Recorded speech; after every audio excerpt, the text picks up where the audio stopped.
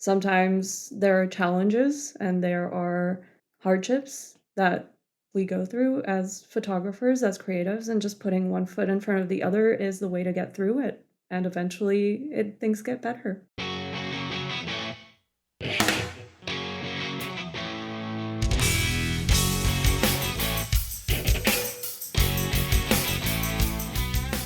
Hey, I'm Bree Stockwell, nature photographer, educator, and creative mentor helping photographers move from second guessing to confident creative choices.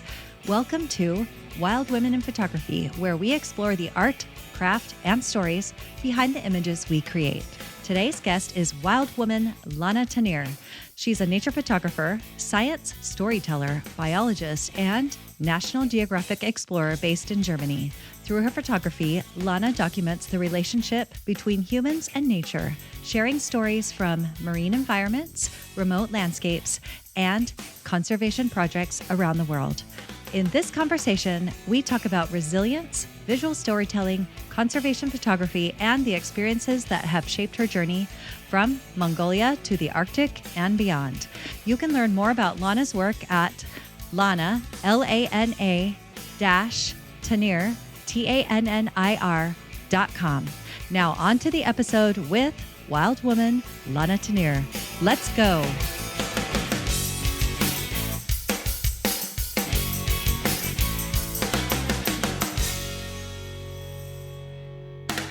All right, everyone. I'm here with Lana. And I had to just ask her, like, how do you say your name? Is it Lana? Because that's what I'm used to, but you're European, so it's Lana for sure. Yes, that's true. But I don't mind Lana either. I used to live in New York, so I'm kind of used to both versions. Oh, that's so interesting. So were you in the city or? I lived in Manhattan for 4 years. I went to NYU, where I studied film and TV production. So I got used to the big city life, even though that's kind of not where my roots are from. But I really, really enjoyed it. And yeah, got immersed into a completely different culture, which I also really liked, which was completely different for me coming from Europe. Right. Oh, yes. Like New York City is a totally different. I wonder if there's a city in Europe that's an equivalent. I feel like no.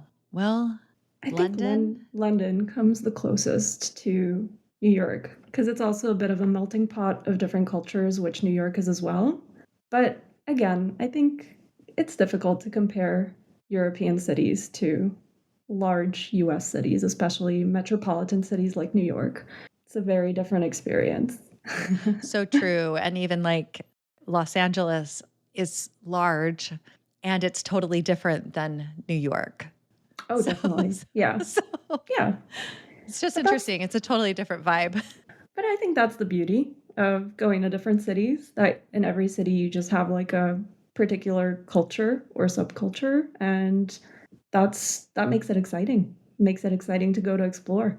And I think for me, New York was kind of a perfect combination of going to the States and moving abroad, but also having a very multicultural community that I was immersed in, which kind of reminded me a little bit of home and was a really nice way to meet people coming from different backgrounds and different perspectives. So I really enjoyed my time there. Even though I will say I was very homesick when I first moved there because I was only 18, first time away from home, first time in a country where I knew absolutely nobody, had no friends, no connections. So that was a big jump for me, but it definitely made me grow as a person and it definitely made me more independent. So I had to rely on myself when I first moved there, and that was something I hadn't known before and something I just had to learn. Yeah, we all have those. Well, I actually hope that we all have growth experiences like that. That's part of why, like, putting yourself either like close to the edge of your comfort zone or outside your comfort zone or trying new things is always, I think, a good idea because it does help. It is a huge catalyst for growth.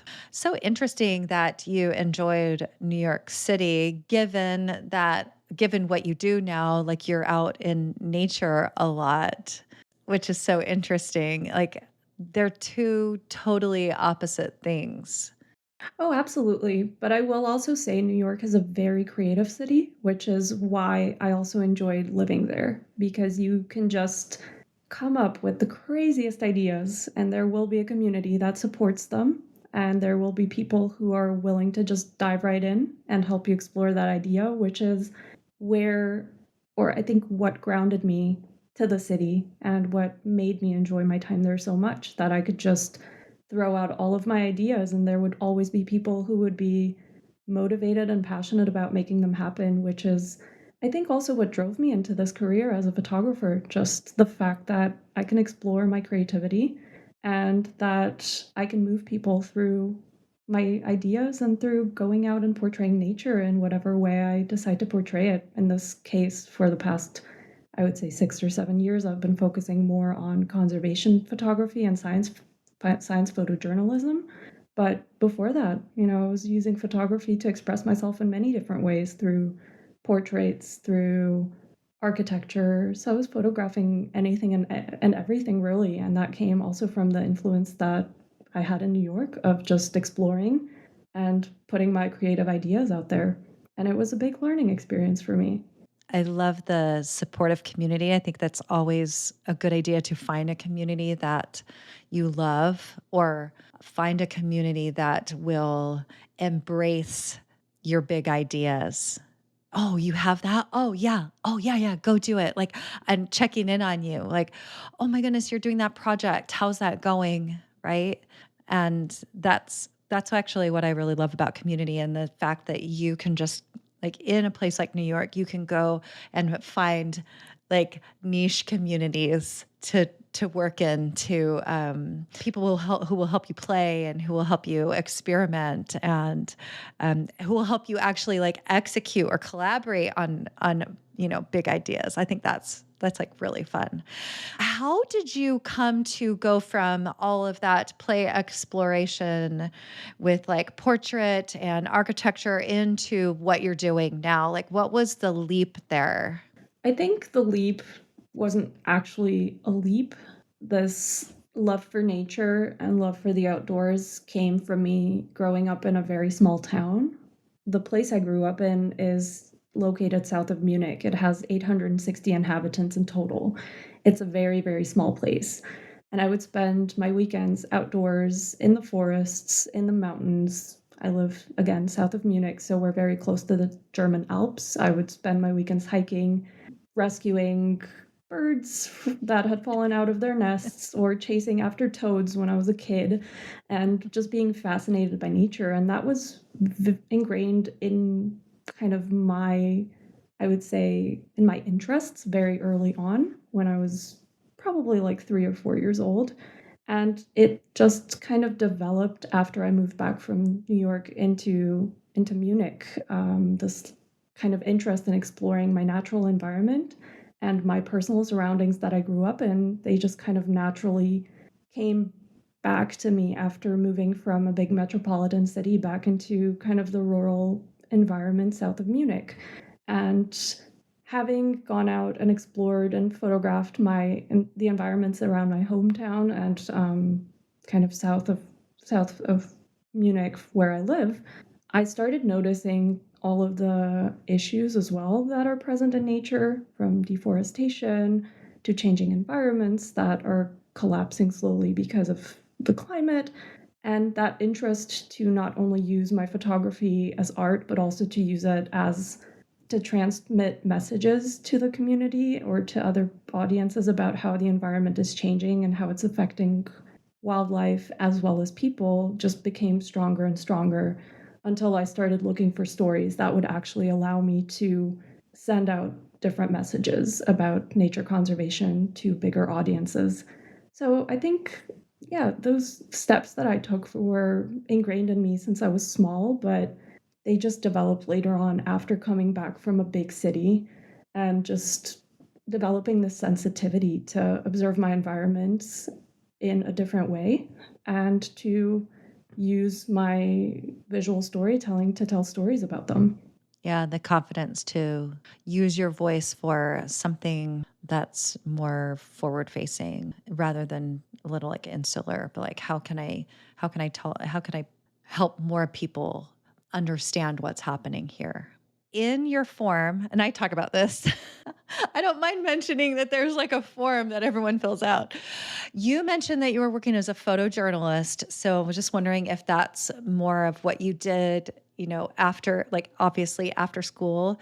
But you mentioned the story about being in Mongolia. And I'm just wondering, can you bridge the gap for us, like after NYU? And I don't know where this story kind of fits into your timeline, but then you know which one I'm talking about, right? Yes, yes, I do know which one you're talking about. Yeah. So you tell us about Mongolia. Sure. So I'll bridge the gap from New York to Mongolia a little bit. I moved back from New York after I finished studying at NYU. And again, as I said, I started to immerse myself a little bit more into stories about humans and the environment, and also about how the environment and its inhabitants are changing over the course of time. And for me, what I noticed for myself is that I no longer just want to, as I said, to tell creative stories or shoot beautiful images, but really dive more into photojournalistic storytelling about both the human experience in nature, but also about different conservation issues that are happening around the world. So, one of the stories that was one of my first photojournalistic stories that explored this human experience was volunteering at an orphanage in Mongolia and documenting the stories of the children there. Primarily, I wanted to explore personal stories in this sense of how these children ended up at the orphanage, why they were there, what their personal experiences were in their childhood, given that Mongolia back then had quite a lot or quite a large problem of homelessness, especially when it came to children in the large cities. So for me, this was kind of a way to bridge this passion for creative storytelling, but also to bring in this human experience into my work as a first kind of stepping stone into getting into photojournalism more. And I will say this was a really intense experience for me. I was living outside of Ulaanbaatar, which is the main city, in the steppe. So, in the steppes, I think is what you say, actually, not in the steppe. So, I was living in a yurt right next to the orphanage. I was spending all of my time with the children. I would make breakfast with them. I would play with them. I would kind of help them if they had any injuries. I was kind of their nurse. And I just immersed myself in their lifestyle and in their everyday lives very, very intensively. So as a photographer, this was, again, as I said, the first step to learning how to tell these stories authentically, which is something that I use in my work nowadays very much. This idea of immersing myself right into the story and trying to see it through other people's perspectives to be able to tell it very authentically. So Mongolia for me was kind of a very, I would say, spontaneous decision of trying to experience something completely different than what I have experienced in New York or in my personal environment, and to try to learn how other cultures are dealing with some of the issues that I think are pretty much prominent in every single country around the world, not just in Mongolia, but also in Europe and also in the US. And I wanted to, have that experience and see how I could document it from this very personal perspective. I love the idea of spending more time in a location. I don't feel like I have that in my world right now, which is one reason, like one reason I'm selling my house. Like if you listen to this all, if you know me, I'm selling my house, and my husband and I are going to go. We're actually just going to go travel and like live in Airbnbs and things. So it's more of like immersing myself in a location. And so that's kind of the idea, maybe not living in a yurt, but, It's an but experience. right. Exactly. Yeah. I mean, so the immersive nature of the work, I think makes it more powerful. And I think it makes the story that you tell more believable because you are with the people. and not just like running in, photographing, leaving. You've actually spent time and you get to know the people, or maybe you call them your subjects. I mean, I like to say people, and then in wildlife it's subjects or whatever, but I don't know how you think of it. I just like to feel like I like the humanness of people. Like we talked about that when we were not recording, but I like the humanness. And so like thinking of people as subjects kind of puts that like that distance. And I don't really love that. Like, I want to get my emotions involved in I things. like to say individuals. Yeah. Thank Yeah. you. For me, it's individuals, whether it's humans or wildlife, because oftentimes I will follow a certain animal for a very long time because it's perhaps an animal that was rescued. So, from its early rescue to its release, I learn about its unique character and its personality, and I get to explore that through my camera as well. And for me, I like to call my subjects individuals instead of subjects in that case. Great. Okay. That's helpful for me. So thank you. Okay, wait, but let's go back to Mongolia. So you're in Mongolia and I think this is a challenge anytime that you're sort of in wilderness or you're away from services and things like that. So tell us what happened and then how you got yourself out. Sure. So I got a very, very bad food poisoning in Mongolia. I actually ended up in the hospital on an IV, and it was a very scary experience at that time because I was all alone in a country that was very far away from home. I had no one to help me. I also had absolutely no energy to take care of myself at that time.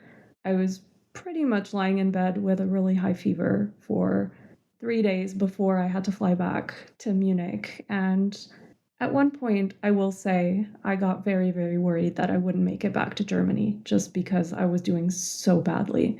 And for me, what I realized at that moment is the power of being able to just kind of lift yourself up with your own thoughts and with your own mind. I was all by myself, and I just had to give myself hope and the strength to get back up, to take a 33-hour flight back home. And that was my end goal. I just wanted to make it home. So I had this objective in my mind. I knew I wasn't doing well, but I said I have to pull through. I have to keep optimistic, and I need to mentally prepare myself for just going on this journey, knowing that when I come back home, I'm going to have someone to pick me back up and I'm going to have the support system that I need. But right now, I need to be my own support system. And that's kind of how I got myself back home, even though I will say those 33 hours on the plane were absolutely horrible. I felt really sick. I had high fever. I was shaking throughout like half of the flight, I would say. I came back home and I just dropped into bed and stayed there for the next 3 weeks. So it wasn't an easy experience for me, but it definitely taught me kind of a lesson about mental strength and about being your own support system in situations that are not as easy when you're all by yourself, which we are as photojournalists a lot of the time. We have to sometimes travel by ourselves. Sometimes there's no ability to travel in a group of, yeah, with different people. So I think for me, that's something that I take with me nowadays to every single trip. And this knowledge that I can rely on myself and just get myself back home is what keeps me going in hard situations as well. Yeah, that's super important to be able to be there for yourself. And I think we build that by having these kinds of experiences where we show ourselves what we're capable of by doing the hard thing. Like, not would I ever wish this experience on anyone? No. However, you did live through it, thank goodness. But these kinds of experiences do help us grow more resilient, get stronger, discover like even more of who we are and what we're capable of. Did you have that flight already booked at that point when you got food poisoning, or did you have to take care of that while you were like in the hospital ill? I had that flight booked, so I knew that in the course of 3 days, I would have to be well enough to get on that plane and go back home, which I think added a little bit of pressure to me to just kind of go ahead and do it, but also motivated me to, again, develop this resilience and this mental strength to actually go on the plane and go back home. Because if I hadn't booked a flight, I would have probably stayed in Mongolia for another week and a half, just trying to recover before being ready to go back home. But with having a flight home already, it was not really an option for me to stay longer. And for me, I had to have this goal of just getting back home when I was doing really badly. And that gave me a little bit of hope that I could get myself back up and really make it back. Yeah, flights are not exciting anyway. And so I really can't imagine like having a fever and the chills and how bad, like all you want to do is just curl up and have your mom bring you like chicken soup and a blankie. you Oh, know? yes. So That's like that's very all we true. want. Yes. Yes, that was the end goal. So, did this project turn out how you wanted it to? Or, I mean, not the end part, but did it turn out? It did turn out the way that I imagined. I wish, to be honest, that I could have stayed a little bit longer as well to explore other angles that I maybe hadn't had the time to explore at that point. But the project culminated in a photography exhibition that I organized in Munich. And during that exhibit, we actually collected donations for the orphanage and ended up donating the sum that we collected during the exhibit to the orphanage so that they could support the children.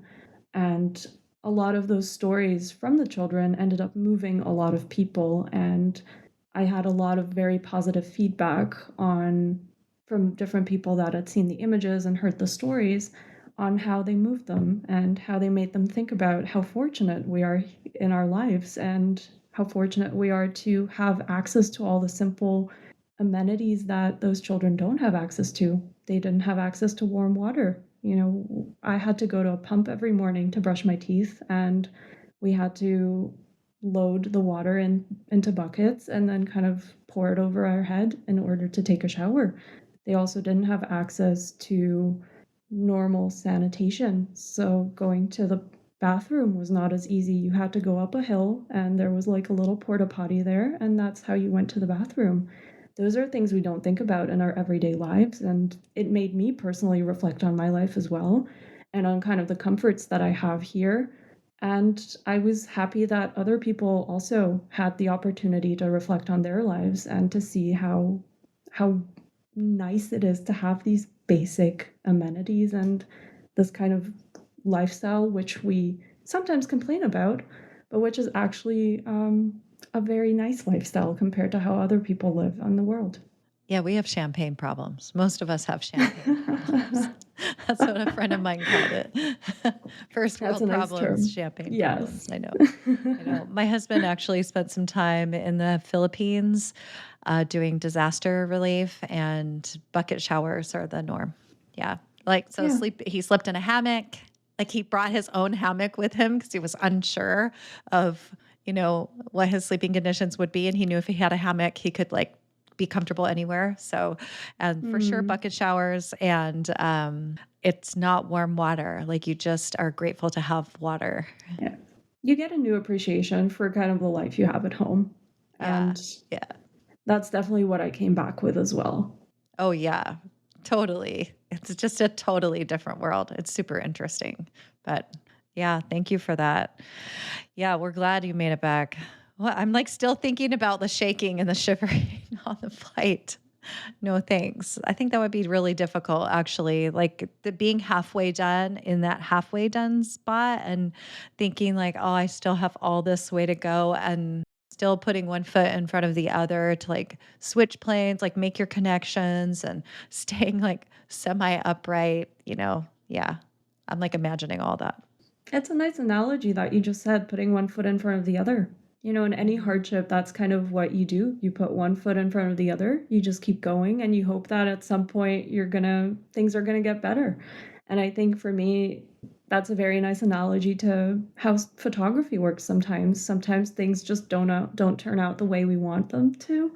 Sometimes there are challenges and there are hardships that we go through as photographers, as creatives, and just putting one foot in front of the other is the way to get through it. And eventually things get better and you eventually kind of see the light at the end of the tunnel, which is, yeah, as I said, a nice analogy on how to think about not just my trip, but I think photography itself as a journey. Or life. Or life as a journey, that too.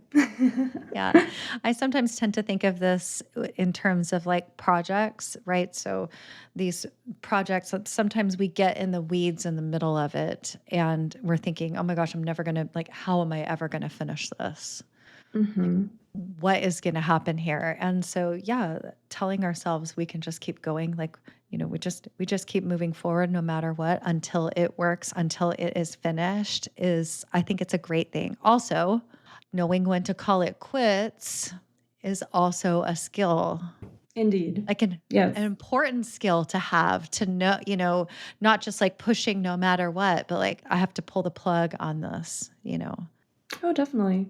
Yeah. I mean, some projects just have to find their end, and sometimes you just have to know when to stop, just like you said.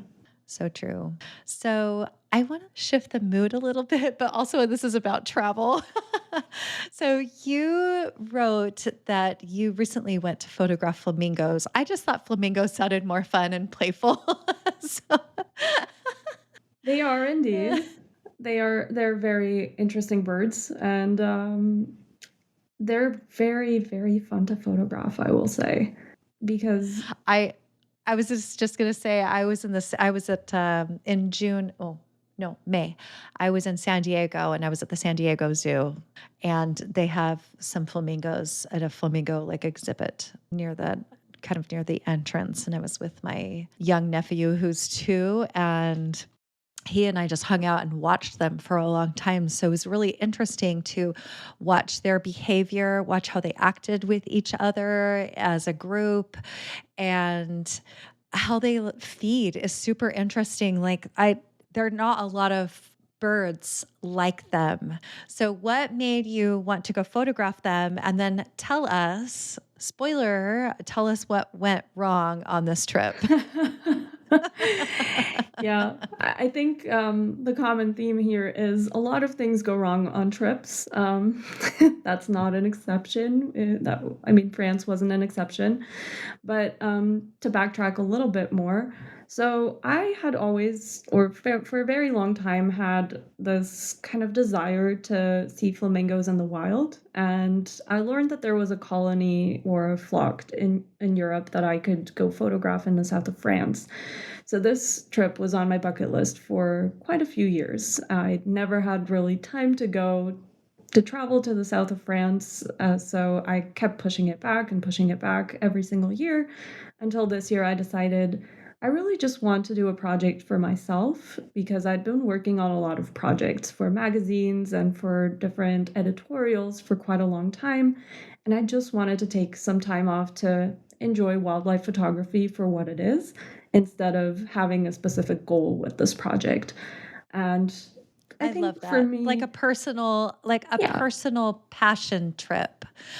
I think those are so exactly. important to do. Just like take a break from our actual, like, some kind of work to just go do something really personal. By the way, I want to interrupt and I'm sorry. A group of flamingos is called a flamboyance. Oh, A of flamboyance of flamingos. see, I learn something new every day. Flamboyance of There you go. flamingos. Yeah. All right, continue on. I digress. So, as I said, I just wanted to have a project for myself that would allow me to kind of play around a little bit creatively, explore new angles, explore new perspectives. And I just saw this as an opportunity to finally go to the south of France and to photograph the flamingos there. The trip started off well, everything worked out fine, except that I actually ended up losing 2 days of shooting because of logistical issues at the end. So when I got into France, I first of all found out that my accommodation just wasn't going to be appropriate for the trip. Unfortunately, when you book accommodations in foreign countries and you have never kind of been there before, you don't really always know what to expect. I'm someone who has allergies and asthma, and my accommodation had a lot of mold, so I just wasn't able to stay there because my asthma kept flaring up. My allergies were also becoming unmanageable. So I had to book myself into a new accommodation at the last minute because I still didn't know where I was going to sleep that night, and it was already 8 p.m. When I arrived in France. My car also just wasn't made for kind of off-road driving, which was another kind of issue that I faced when I rented a car. I just didn't realize that, the cars weren't really fitted out for all conditions, and that made it a little bit more challenging just to get to all the locations that I wanted to get to. So it took me a lot more time to get to the national park where I wanted to photograph the flamingos. And then on the second day of shooting, I actually found out that my return flight was canceled and that the airline wanted to book me onto a return flight a week after I was actually meant to fly. I wasn't able to make that because I had other deadlines and other things that I had scheduled in that week. So I spent another 5 hours on the phone just trying to get a flight for the next day. And my trip was cut short by about 1.5 days because, again, all the logistical things had to be resolved. I spent a lot of time on the phone. My flight was booked earlier than I would have actually liked it to be. But at the same time, I did learn a very important lesson through that trip, which is to focus my time more efficiently. I knew that I wasn't going to get all the creative shots that I had in my mind after losing 2 days of shooting, but I did know that I wanted to have certain shots that I would come back home with. And I decided to just kind of focus my energy on getting a few shots, not all of my not all of the images that I had imagined, but those few shots that I really, really wanted to get. So that kind of taught me a lesson that less can be more. I focused my energy on these 4 or 5 shots that I had in my mind, made sure to get them, and then I had time, still a little bit of time to play creatively. Not as much as I would have liked, but not everything can turn out perfectly, and sometimes you just have to learn how to manage the situation and make the best out of it. And that's kind of what I did in France. And I loved shooting the flamingos. They're amazing birds, as we said. They're just so unique, and I love the details in their beaks. I love the details in their long necks, and their Their colors are feathers beautiful. are, yeah, their Yes. feathers are like gorgeous. The feathers are gorgeous. Their eye color is amazing too. I didn't even know that flamingos could have like bright yellow eyes. So, yeah, it was still amazing to be able to see the birds and to take some pictures of them, even if the experience wasn't as ideal as I had imagined it to be in the first place. Yeah, so I've noticed that if I go do something for personal enjoyment, that and something does go wrong, I have to be intentional about now how do I move forward? Because there can be a tendency to dwell on the things, like mentally dwell on the things that go wrong or the things that are frustrating or all of those little things or bothersome things, they can stay with us even when they're finished. And so having this mental skill set to be able to see that as that happened and now I move on and now I can enjoy like I think also contributes to an even better experience because if we think we're going to travel or go do any creative work that we are doing without some sort of missed expectation or mishap or something that quote goes wrong, I think we're kind of living in a like a mental utopia because I always personally want to plan that something is going to go wrong and know that when it does, I roll with it. I just shift my expectations to be something a little bit different based on the current circumstances, right? So it sounds like you were able to do that kind of a thing, do some mental shifting and still enjoy the experience. and not make all these logistical things into a sour personal experience. Oh, absolutely. And I think one of the beauties of photography is, for me personally, that I get into such a meditative state when I'm shooting. I'm focused right on the moment that's happening in front of me. I'm not thinking about what happened in the past. I'm not thinking about the future. I'm just kind of there, immersed in the moment. And photography itself gives me so much peace when I'm shooting that that alone, despite all of the logistical challenges or whatever might have gone wrong on site, that alone kind of allows me to refocus my energy and to refocus my mind on the most important aspect, which is creating the image, creating the image that you've imagined, and basically making your vision come to life. So I think that the beauty of photography is that it brings us back into the experience, no matter what happened before or what happened after. And that's also one of the reasons why I enjoy taking pictures so much.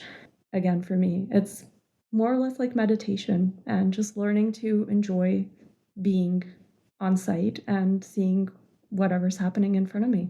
It is a beautiful thing. And I think a lot of people right now are like, yes, yes. And that's why I do it. And I think that's why a lot of us do it. Photography, especially, allows you to be very present in the moment because you are immersed in your environment. Like it's the interaction between you and the environment, and the camera is just the means, to do that. I was curious, how often are you photographing with a set of ideas, like a vision of what you want, versus like allowing the photographic play, if you will? I think generally I always kind of have a mix of both. I come in with a set of ideas and I come in with my kind of preset vision of what I'd like to do. But then I always keep my eye out for whatever's happening in the moment and I try to stay flexible and adjust to the situation that's happening in front of me. I think a lot of that comes from my work in photojournalism because in photojournalism, you can plan as much as you want, but things always turn out differently, regardless of how much you've planned. So I always come in with a set of ideas that I've written down. I always have like my little notebook and I write down some shots that I want, especially when I'm shooting stories for editorials. But then when I'm on site and when my subject or my individual that I'm working with is doing something, I try to stay flexible. I try to look for interesting angles or unique moments that are happening in front of me to try to tell that story in the way that it's kind of unfolding right in front of my eyes. And obviously, having a technical skill set is useful in that case, but developing an eye to be able to see things unfolding and then capturing them in the way that they're unfolding and not sticking to your kind of strict vision is another skill that's taken me a really long time to develop and that I'm frankly still developing. This ability to see and to learn to observe is something that I think is even more important in photography than just having the pure technical skill of being able to, use your manual setting and set your shutter speed and aperture and ISO. It's kind of that creative ability to be able to observe, which is, again, something that I'm still working on, but something that I find beautiful when you go into a specific environment and just kind of let it unfold in front of you. Yeah, beautiful. What happens if you don't get the photographs on your like shot list? I mean, honestly, I usually end up getting about 80% of what I would like to get. Oh, interesting. I Okay. don't think I ever get 100% of what I'd like to get. So, again, I want to kind of touch on what I've said earlier, just leaving that space for things to unfold maybe in a different way than what you've imagined is what kind of helps me to acknowledge the fact that maybe I don't have all the images that I wanted to. I might not have something on my shot list, but I might have something better that unfolded that I didn't expect I would get. So I think, yeah, it's always a double edged sword. You might not get everything on your shot list, but you might get something better that you hadn't expected to get. And that's kind of how I decide to see it when I go into a specific shoot. I always come in with like some idea. Well, not always, but a lot of the times it just depends on if it's like a wandering, and because that's fun too to just go in totally open. But I will sometimes have ideas about what I want to find, especially if I'm working on a project. Like, oh, I think like I can see where some of the holes are in the project and I want to fill in this space. But I always go into it believing if it's not this, it will be something better. Like it absolutely will. And it always turns out that way. And I like believing that because then I never feel like there's nothing missing here. Like it always gets filled in, it always works out. Yeah, and I think that's a really important mindset to have when you're going into a shoot. Because again, going back to what we were speaking about earlier, things go wrong. Things don't go as expected, and you just have to maintain the mindset of it'll just turn out the way it's meant to. And I'm going to get the shots that, are important towards the story regardless of whether something turned out the way I wanted it to or not. Yeah, because things are unpredictable. So you can predict some of the amazing things even that would happen. So, and I think that's really fun to imagine. Oh my goodness, I'm going to have this list, but like if there's something better, I'm going to see it. It's going to come. So like exciting, you know? Oh, for sure. And I think that's one of the reasons why I ended up going into nature photography, wildlife photography, photojournalism, because I get excited by the unexpected and I get excited by the unknown. I always want to be pushed a little bit beyond my personal boundaries, and I'd like to grow as an artist by getting thrown into these situations that I feel totally unprepared for, but that I kind of have to learn how to master and how to overcome. And for me, that's kind of the beauty of this industry or of the branch that I decided to go into, that you absolutely never know what's going to happen. So true. So, how did you get involved with this National Geographic grant project? So, National Geographic, well, I have to backtrack here a little bit. I started off with smaller publications in National Geographic already quite a long time ago.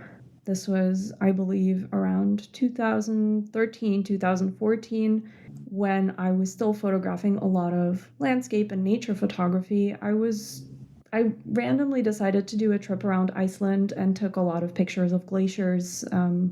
At the time when Iceland was not yet such a tourist destination, and at the time when there were not a lot of pictures of glaciers and of kind of this nature around Iceland that were being published. I ended up getting contacted by National Geographic about these pictures. I must say, the Serbian National Geographic, who were very interested in doing an online publication of the pictures back then.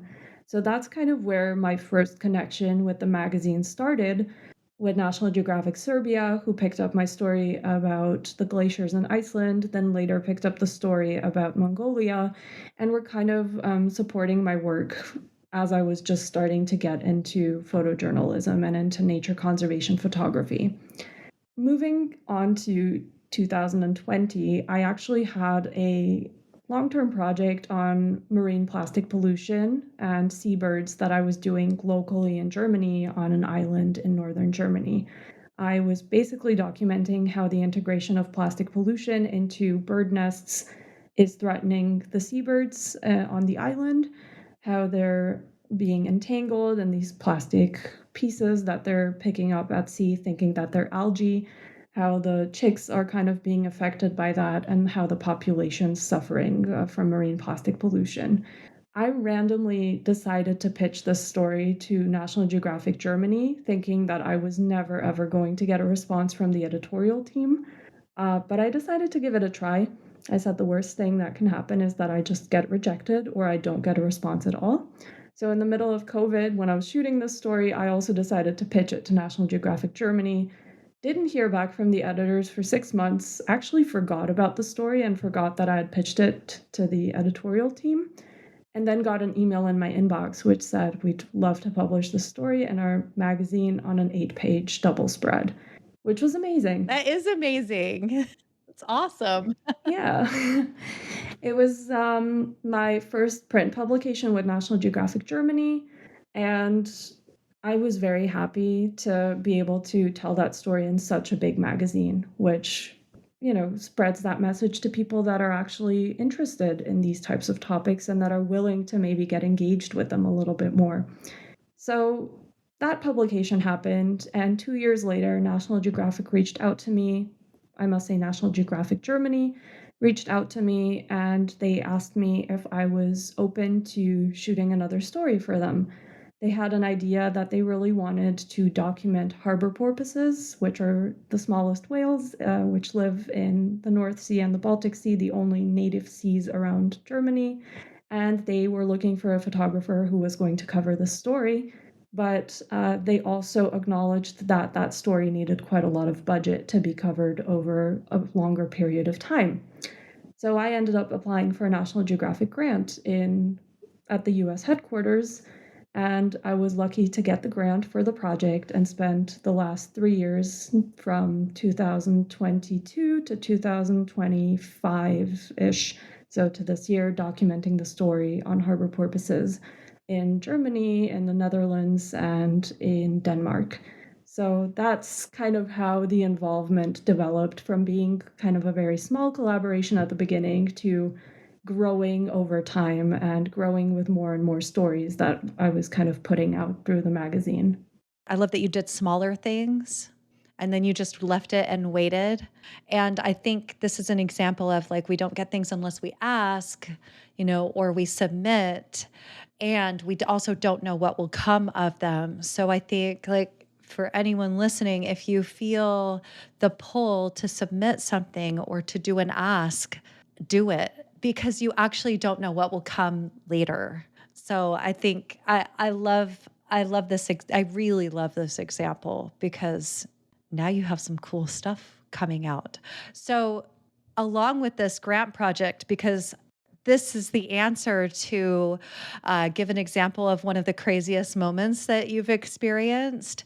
Tell us about some of these experiences where you are in the North Sea and the Baltic Sea. Like, not a lot of people, I don't think, go and photograph these places. Like, they're not that accessible. They're not, I don't think they're that accessible, are they? Well, not in terms of the project that I was photographing, which is on harbor porpoises, which are one of the most elusive whales that you can find, which and they're extremely difficult to see in the wild. So, one of the challenges that I came up against for this project was how do I even find harbor porpoises? I had never seen porpoises before, and they're very elusive species and they're very difficult to just generally locate in the middle of the North Sea or the Baltic Sea. So, the way that I decided to go about the project was to consult scientists and conservationists that have been studying porpoises for years and to essentially follow their work and shadow them in studying porpoises, in rescuing porpoises, rehabilitating the animals, and also, just observing them in the wild. And in the course of following these scientists and working with different researchers and NGOs, I came up, or I discovered an institute in Denmark which actually has captive porpoises that were bycaught in fishing nets. And because they sustained injuries, they were not able to be released back into the sea. And what ended up happening is that these porpoises were then, over the course of time, trained to participate in non invasive research that would help scientists to understand a little bit more about who is the species, how does it operate, what are its needs, how can we help kind of the wild populations to survive better in the North Sea and the Baltic Sea. So I went to this institute to meet the captive porpoises. And I ended up meeting Freya, who is actually the oldest recorded porpoise on Earth. She's made it into the Guinness Book of World Records for being 29 years old now. And I got to interact with Freya when I was taking pictures of her. And she was such a special character. She just had such a personality. When I came into the institute, she really hated cameras and she would hide every single time that I tried to take a picture of her. It was very obvious the second that I would kind of put my hands in the water. I was shooting from pontoons that were located right around the pool that she was in. She would just find a little spot in the corner, hide away from the camera. She just didn't want her picture to be taken. So, what ended up happening is I kept coming back and coming back to the Institute, interacting with her, just kind of like getting to know her a little bit more. And eventually, she started to trust me. And she started to kind of, her personality started to come through more. She started coming up to me every morning. She wanted me to like stroke her on the head, which I didn't do because I'm not an animal trainer. I didn't want to interfere kind of with their work in anything in any way. But she just kind of wanted to have this personal interaction with me. And ultimately, I did end up being able to take pictures of her because we developed this kind of a trust between each other. And she felt more comfortable with me over time, which only again goes to show that I don't just photograph subjects, I photograph individuals. And this was one of the craziest experiences for me as a photographer, being able to just see a whale in front of me, interacting with me, and essentially showing me its character and its personality. And that made this story all the more special for me at the end when I had the pictures of Freya. Sounds like a unique experience. And also, I think one that you carry with you. Like, I think we all, as photographers, have these experiences that will forever stay with us. And that sounds like it's one of those. Oh, definitely. I think it's a very unique experience that I'm probably never going to have again in my life. And that's what also makes it very special. Amazing. Thank you for sharing that. I like kind of just want to leave it there with her, and because it sounds almost like a sacred experience between you two, you know? It was, and it's beautiful when you're able to build that sort of connection with another species that you don't know anything about and then end up learning more about every day with every kind of new perspective and new layer that they show you of their character and their personality. And that you can show them of your character and your personality. So it's always an interaction, which I appreciate in my work. Yeah. Thank you. So, how did that project turn out? So that project. So Tell the us more, Lana. I will no longer keep it a secret.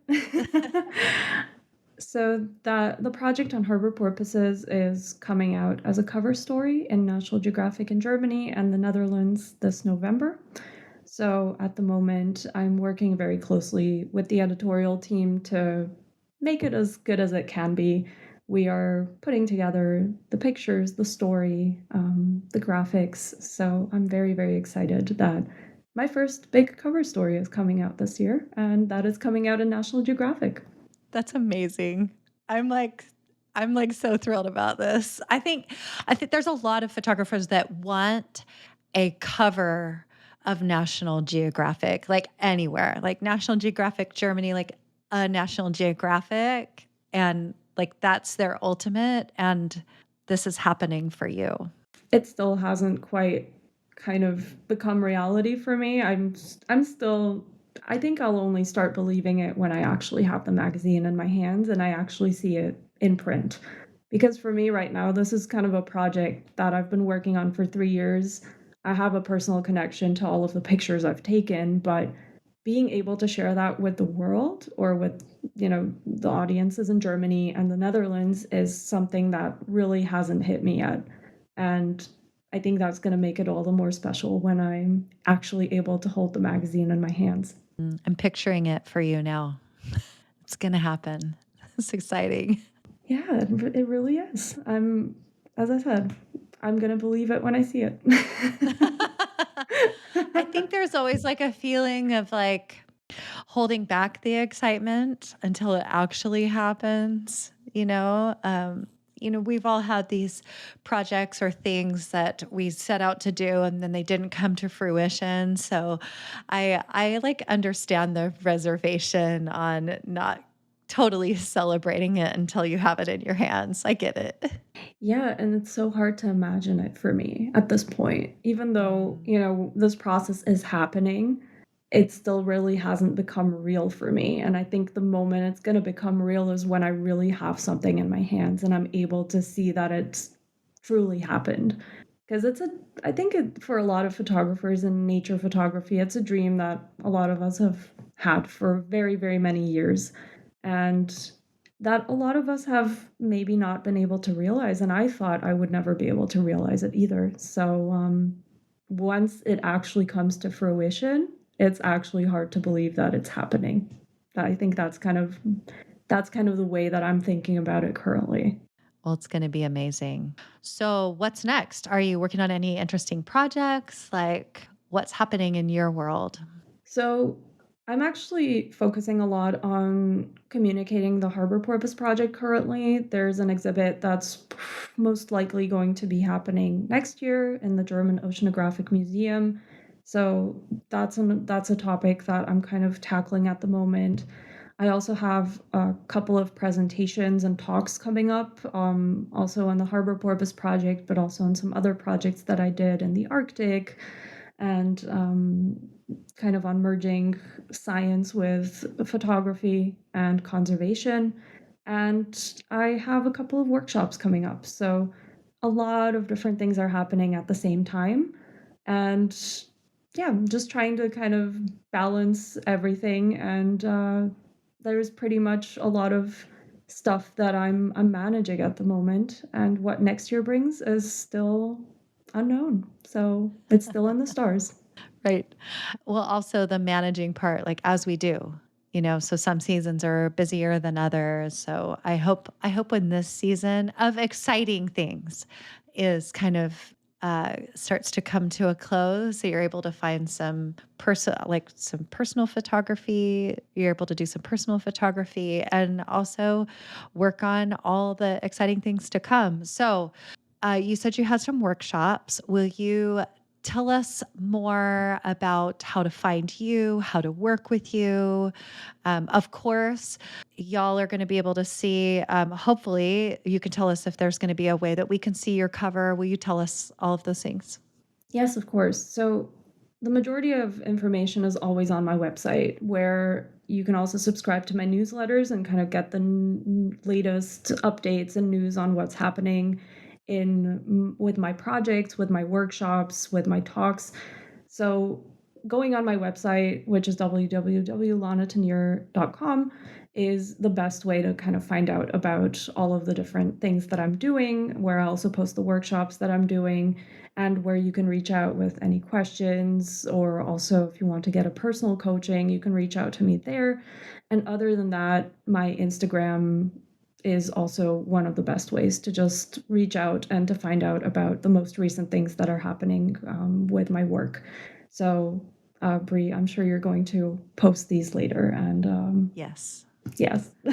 Absolutely. And I'll link to your Instagram. I usually do that too. But yeah, if you're interested, just go down to the episode description and click right now. You can check out Lana's work. You can check out her Instagram. You can let her know how much you enjoyed this conversation, any of those things. See what I did there?